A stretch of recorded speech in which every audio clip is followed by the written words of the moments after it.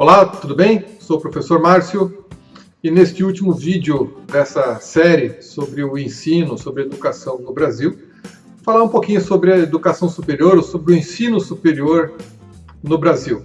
A gente não pode falar de uma educação superior, mas a gente pode falar do ensino superior no Brasil e sobre o sucateamento, sobre a derrocada do ensino superior no Brasil de uns tempos para cá.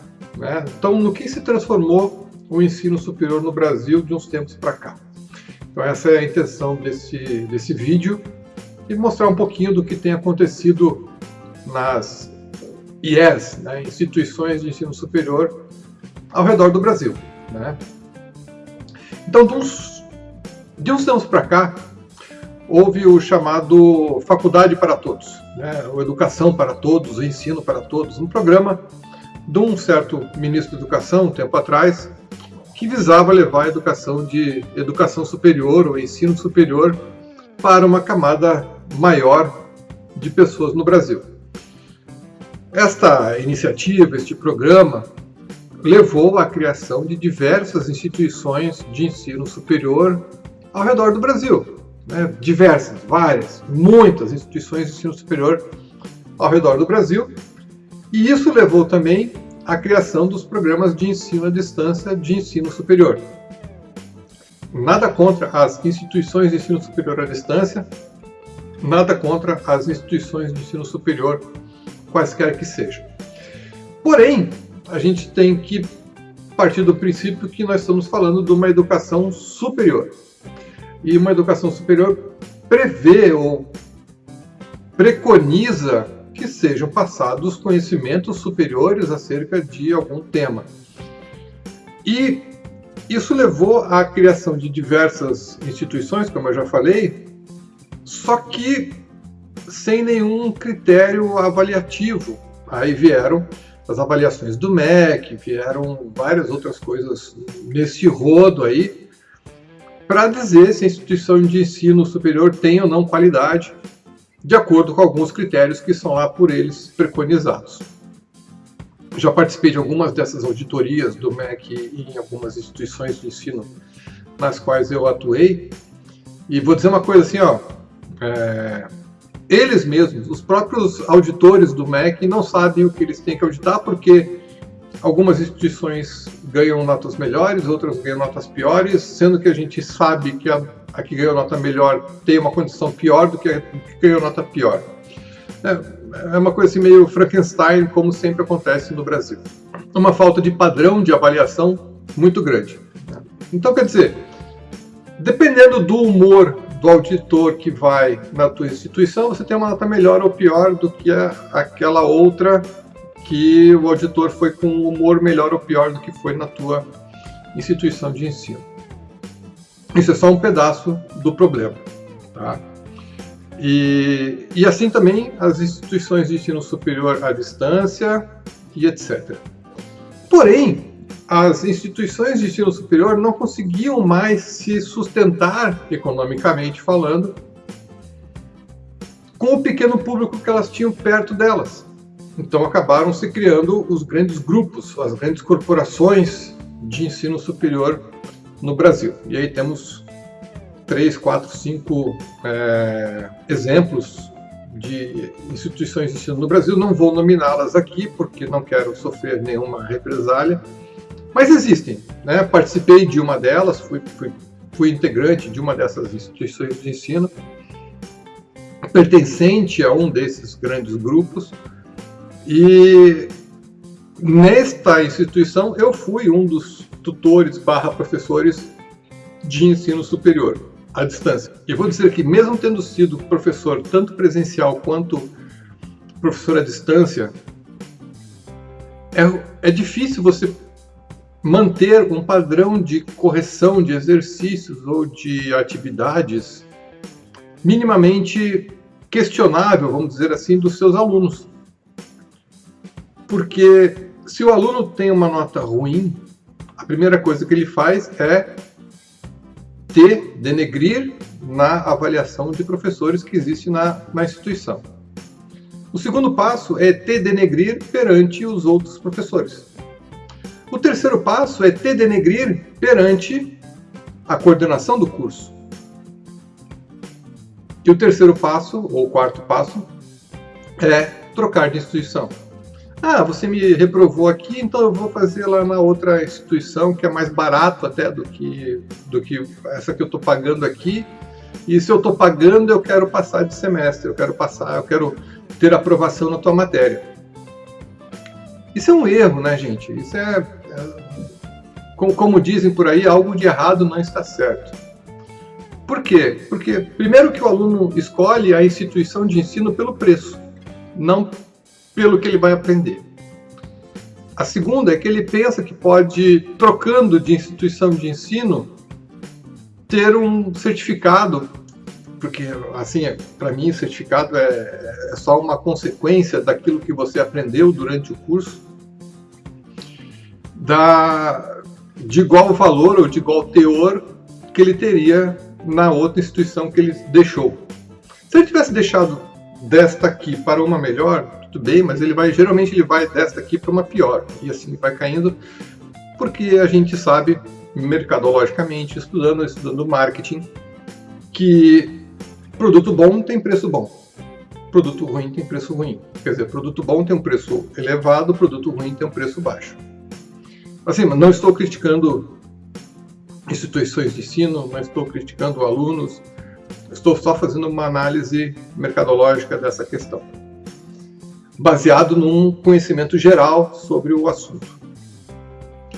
E a gente sabe que o conteúdo deste material que é disponibilizado online ou em educação à distância não necessariamente é o melhor que existe. As provas, e eu posso falar por já ter estado dentro do sistema, as provas são muito fáceis, as provas são de um rigor quantitativo, qualitativo, de resposta mínimo, assim, sabe? Não consigo... É impossível dizer para vocês o que a gente vê, até como resposta dos alunos, quando a gente corrige as provas. E nós temos meta de correção de provas. Então imagina você corrigir 700 provas em 10 dias, tendo que dar aula, tendo que... né? Então, se você pega assim, são 10 dias de correção de provas, são 700 provas, você vai corrigir 70 provas por dia. Corrigindo 70 provas por dia com, sei lá, 5, 6, 10 questões discursivas, como é que você imagina que é a correção dessa prova? Eu vou dizer por mim. Eu procurava palavras-chave dentro da resposta, analisava numa leitura dinâmica cada uma das respostas e assim eu dava a nota do aluno. O problema é quando o aluno ainda não considera que nós corrigimos minimamente bem a prova dele, né? E eles vêm com problemas outros além do conteúdo da resposta que ele colocou ali. Ele vem com problemas de matemática, de entendimento do cálculo da média da matéria dele, por dizer assim. Isso é só um outro problema que existe, né? Por isso que eu digo que a educação superior, o ensino superior, é somente um reflexo de tudo o que acontece dentro desse sistema educacional brasileiro, desse sistema de ensino brasileiro, que está levando o brasileiro regular, o brasileiro médio, a padrões de estupidez, em matéria de QI, em matéria de quantidade de inteligência que existe, ou que carrega, né? Então vamos para uma análise um pouco mais criteriosa disso, né? Quem vai para o ensino privado superior, ensino superior privado, é quem vem das instituições de ensino públicas.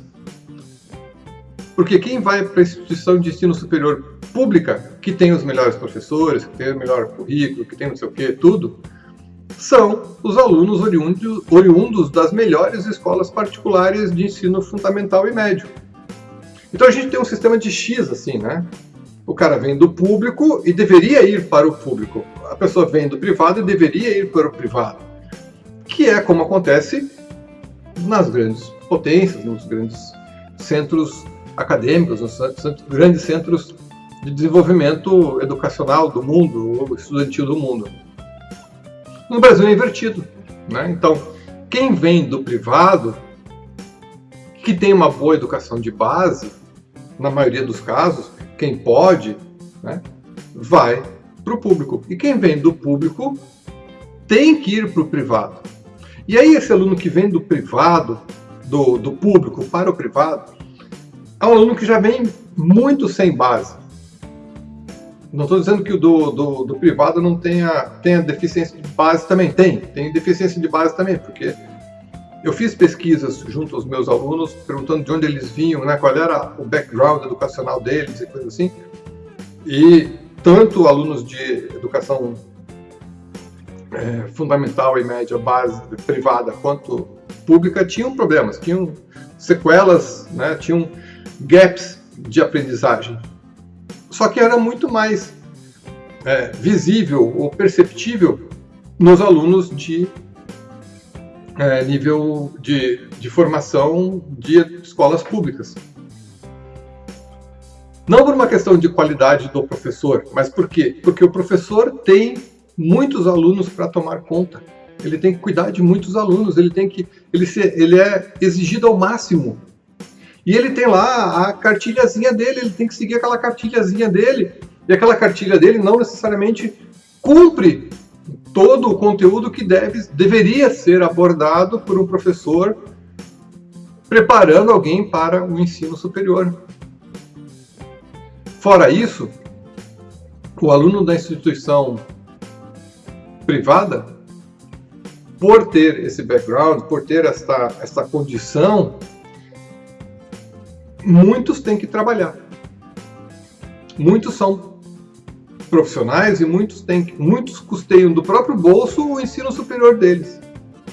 Diferente do que na escola pública, na instituição de ensino superior pública, que muitos poucos alunos trabalham para custear o seu ensino, porque o ensino é gratuito. Então ele não precisa custear o seu ensino superior. Isso é custeado pelo governo. Então, pensem bem, né? E o ensino superior público geralmente é durante o dia e a tarde, matutino e vespertino. O ensino superior privado é noturno. Então a pessoa vem de um dia inteiro de trabalho e vai para a aula. Então ele trabalha das 8 da manhã às 6 da tarde, sai do trabalho, às 7 horas da noite ele senta numa carteira na sala de aula, fica até às 10 da noite para chegar em casa, meia-noite para dormir, para ir para... Em que momento este ser estuda? Se a gente fala aqui, se eu estou falando para vocês já no terceiro episódio, no terceiro vídeo dessa série, ou no quarto, que a gente não aprende em sala de aula, a gente aprende estudando em casa. Então, quando é que esse aluno aprende? Quando é que esse aluno estuda? Então, ele sempre é um aluno, ele nunca é um estudante. Ele não se prepara, ele não vê coisas a mais, ele não pratica os exercícios que são cobrados em sala de aula, que são passados em sala de aula. As listas de exercício são feitas no final de semana, se é que são feitas, se é que são passadas. Então a gente precisa retroceder um pouco e pensar o que está acontecendo, que está levando essas pessoas a fazerem isso. Por que não seguir um caminho normal, vamos dizer assim, de poder estudar de manhã, ou ir para a aula de manhã, estudar à tarde e dormir à noite?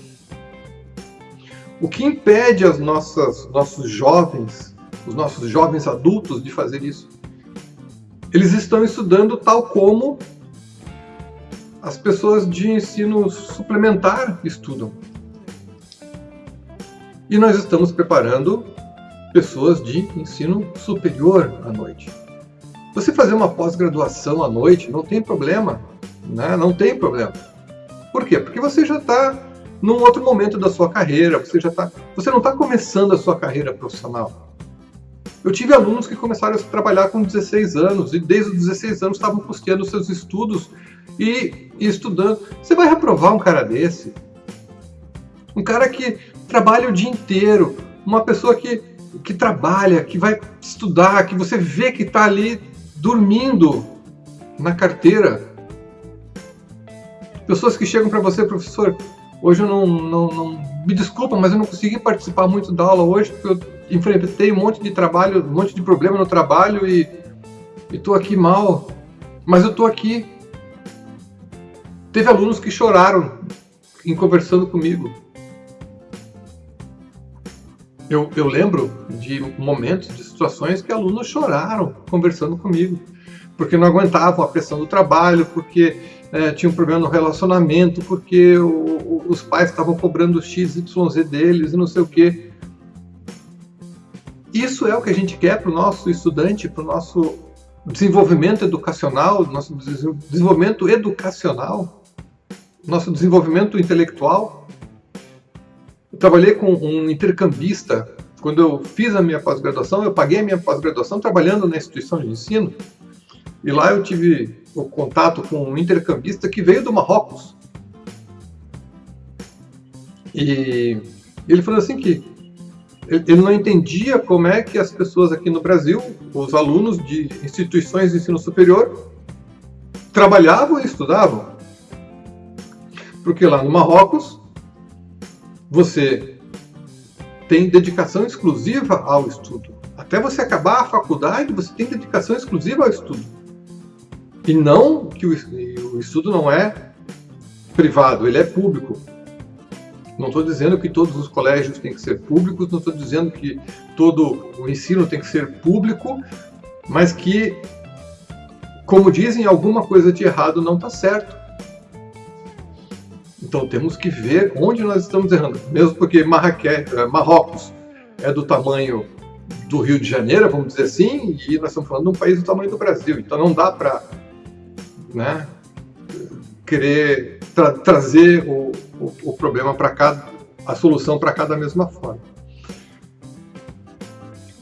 Só que isso leva a esses problemas, né? Essa acumulação de problemas do aluno chegar, o aluno vê que vai reprovar na disciplina e começar a conversa com o professor, conversa com os professores, vai deteriorando a imagem daquele professor perante os outros, perante a coordenação, perante a instituição, e chega ao ponto de eu vou trocar de instituição e pronto, porque eu me formar aqui, eu me formar lá, dá na mesma coisa.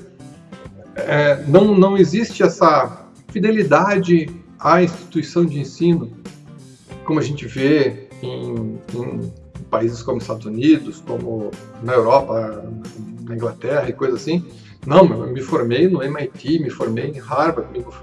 No Brasil existem algumas franquias ou algumas siglas que são, por exemplo, a PUC, a Unicamp, mas aí você está indo para um ramo de instituição de ensino que são as públicas, não as privadas.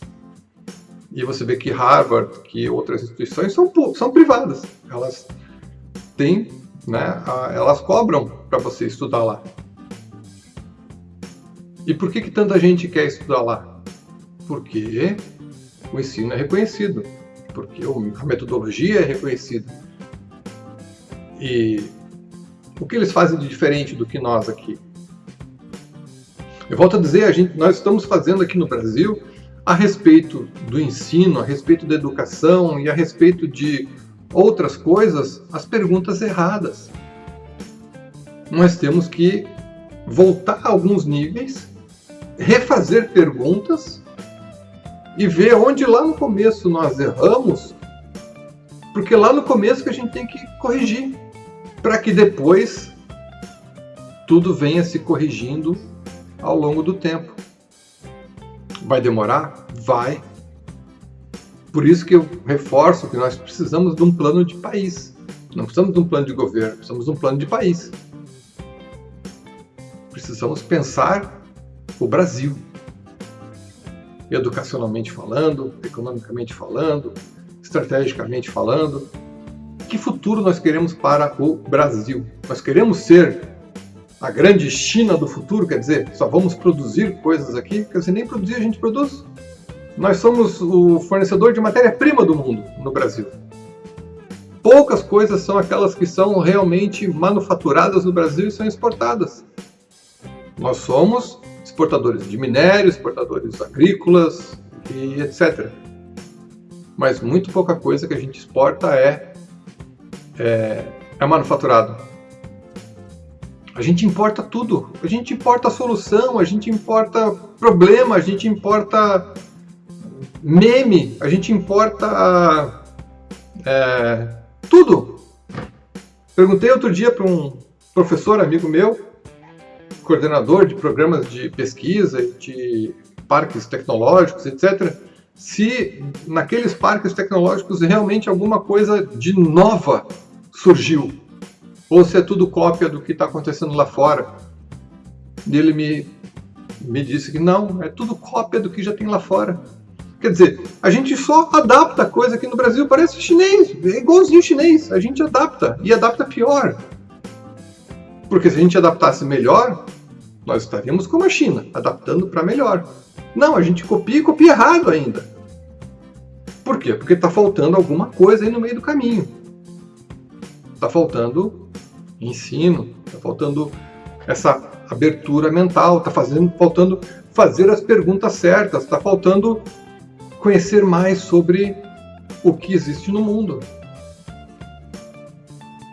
Então, gente, é uma série de vídeos um pouco complexa, um pouco mais comprida, um pouco mais aprofundada, mas são dúvidas e são opiniões que eu tenho sobre essa questão do ensino no Brasil.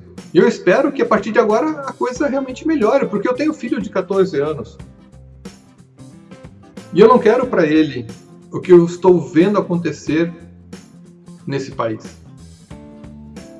Eu não quero para ele que ele seja igual a todo mundo. Eu incentivo, eu esforço, às vezes eu sou até rígido demais, eu imagino com ele, mas é que eu quero o melhor para ele. Eu imagino que você, pai, mãe de outros, também queira o melhor para o seu filho. Se você não é pai e mãe ainda, você será pai e mãe ainda um dia. E você vai querer o melhor para o seu filho. E do jeito que está indo, a gente só vai ter o pior. Só vamos ter o pior. Então, quais perguntas têm que ser feitas para que essa situação melhore? Porque do jeito que está, só tende a piorar. Só tende a ser cada vez mais ladeira abaixo ainda. Sendo que uma hora a gente entra lá nos abissais oceânicos e aí resgatar só se for um resgate tipo Titanic assim mesmo, porque é impossível resgatar. Então antes que a gente chegue no nível Titanic de profundidade, é melhor a gente repensar essa questão do ensino no Brasil. Eu sou o professor Márcio, agora consultor nas áreas de estratégia, marketing e projetos. Obrigado por ter me acompanhado, um grande abraço, valeu, tchau, tchau. Eu espero os seus comentários. Valeu, tchau.